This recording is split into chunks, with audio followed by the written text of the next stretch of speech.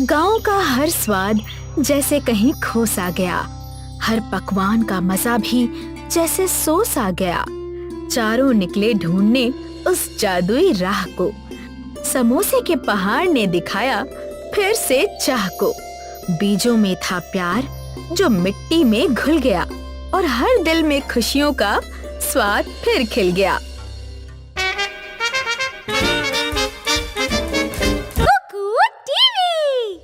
Birju kitchen में खड़ा होकर एक गरम शोरबा बना रहा है।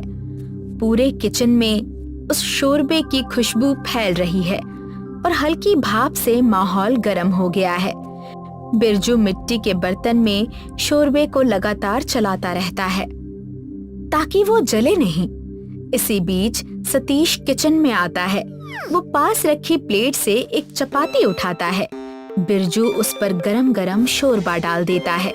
सतीश एक कौर लेता है, लेकिन उसे उसका स्वाद थोड़ा अजीब लगता है। बिरजू, लगता है आज तुम नमक डालना भूल गए हो। इसमें तो कोई स्वाद ही नहीं है। ऐसा लग रहा है जैसे मैं कागज चबा रहा हूँ। नहीं सतीश, मैंने सब कुछ ठीक से डाला है। मैंने ताजे मसाले डाले हैं, नमक डाला है और मिर्च भी डाली है। ये कैसे हो सकता है? कल भी ऐसा ही हुआ था। माँ ने कढ़ी बनाई थी, पर उसमें स्वाद भी हवा जैसा था। गांव में सब यही कह रहे हैं। हमें इसके बारे में कुछ करना होगा। अगर खाने में स्वाद नहीं होगा तो कोई भी खुश नहीं रहेगा। चलो मनोहर चाचा से पूछते हैं। बिरजू और सतीश सिर हिलाकर सहमति जताते हैं। वे किसी तरह अपना खाना खत्म करते हैं और वहां से चले जाते हैं। कुछ देर बाद बिरजू और सतीश चौपाल पहुंचते हैं, जहां मनोहर चाचा पहले से ही मौजूद होते हैं। सुमन भी वहां जूट का थैला लेकर बैठी होती है। बिरजू और सतीश उनके पास पहुंच जाते हैं। आओ बच्चों, मैं जानता हूँ तुम यहाँ क्यों आए हो। पूरे गांव से स्वाद गायब हो गया है।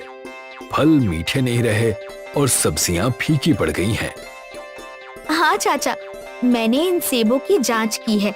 ये देखने में बहुत अच्छे हैं, लेकिन इनके अंदर कोई रस नहीं है। ऐसा लगता है जैसे प्रकृति ने अपना स्वाद वापस ले लिया है। चाचा, ऐसा क्यों हुआ? हमने तो किसी का बुरा नहीं किया, फिर ये फीकापन क्यों?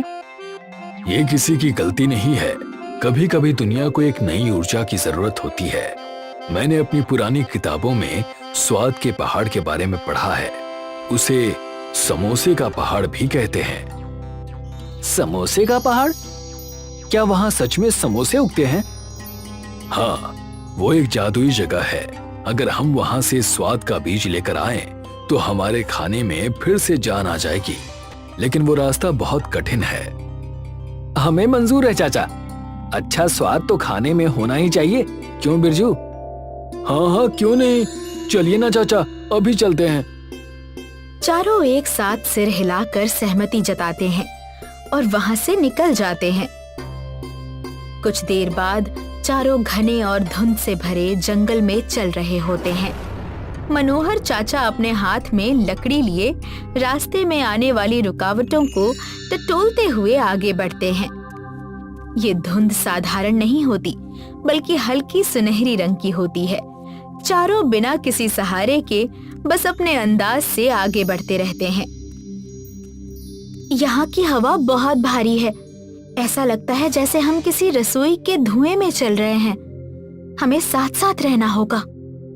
चाचा, क्या हम सही रास्ते पर हैं? मुझे तो बस ये पीला धुआं ही दिखाई दे रहा है। मेरा पेट अब और ज्यादा इंतजार नहीं कर सकता। धैर्य रखो सतीश। जब हवा में मसालों की महक आने लगे, तब समझ लेना कि हम करीब हैं। वो पहाड़ कोई आम पहाड़ नहीं है। तभी अचानक उनके सामने एक तेज रोशनी चमकती है और चारों को अपनी आंखों को हाथों से ढकना पड़ता है। जब वे दोबारा अपनी आंखें खोलते हैं, तो देखते हैं कि वे अब अपने गांव में नहीं हैं। वे एक अलग ही दुनिया में खड़े होते हैं। तभी बिरजू दूर कुछ देखता है। वो देखो, वो सामने क्या है? चारों एक अजीब सी जगह पर खड़े होते हैं। यहाँ की जमीन मिट्टी या घास की नहीं होती। वो छोटी छोटी करारी समोसों से बनी होती है। आसपास बड़े बड़े पत्थर होते हैं जो गोल आलू जैसे दिखते हैं। पेड़ों पर पत्ते होते हैं जो ताजे धनिया जैसे लगते हैं। वाह, यहाँ की तो जमीन भी कुरकुरी है। क्या मैं एक टुकड़ा चख सकता हूँ? अभी नहीं सतीश, पहले हमें मुख्य पहाड़ तक पहुँचना होगा। ये तो बस शुरुआत है। बिरजू, देखो उन पत्थरों को। वे पत्थर नहीं है, वे उबले हुए आलू जैसे दिख रहे हैं। यहाँ का वातावरण पूरी तरह से अलग है। ये जगह तो बहुत सुंदर है। यहाँ कोई डर नहीं है, बस एक सुखद शांति है। चलिए आगे बढ़ते हैं। वे आगे बढ़ते हैं और करीब 1 घंटे बाद आखिरकार समोसों के पहाड़ तक पहुंच जाते हैं। उस पहाड़ के नीचे एक गुफा होती है जिसके चारों तरफ ताजा और बहुत बड़ी बड़ी सब्जियां फैली होती हैं। गुफा से चटनी की एक नदी बह रही होती है। कितना विशाल है! ये तो पूरी दुनिया का सबसे बड़ा समोसा लगता है। और देखो वो नदी, वो तो पुदीने की चटनी है। काश मेरे पास एक बड़ा कटोरा होता। लेकिन हमें ऊपर जाना होगा। चाचा, स्वाद का बीज कहाँ मिलेगा? वो इस पहाड़ की चोटी पर एक सोने के समोसे के अंदर छिपा है। हमें संभल कर चढ़ना होगा। ये पहाड़ बहुत फिसलन से भरा हो सकता है। चारों सिर हिलाकर सहमति जताते हैं और पहाड़ के पास पहुंच जाते हैं। वे एक दूसरे की मदद करते हुए चढ़ाई शुरू करते हैं। सतह परतदार होती है। हर कदम पर वो टूटती सी महसूस होती है। उनके जूते फिसल रहे होते हैं, इसलिए सभी को चढ़ने में मुश्किल हो रही होती है। तभी ऊपर से एक परत टूटकर उनकी ओर लुढ़कती हुई आती है, लेकिन किस्मत से थोड़ी दूर गिर जाती है। वे रुककर थोड़ा सांस लेते हैं। सब ठीक है? यहाँ पकड़ने के लिए कोई पेड़ नहीं है। हमें एक दूसरे का हाथ पकड़ना होगा। हाँ, मैं बिरजू का हाथ पकड़ता हूँ और बिरजू चाचा का। सुमन, तुम आगे रास्ता देखो। यहाँ की मिट्टी, यहाँ का मसाला बहुत बारीक है। सावधान रहना, आँख में ना चला जाए। शाबाश बच्चों, एकता ही सबसे बड़ी ताकत है।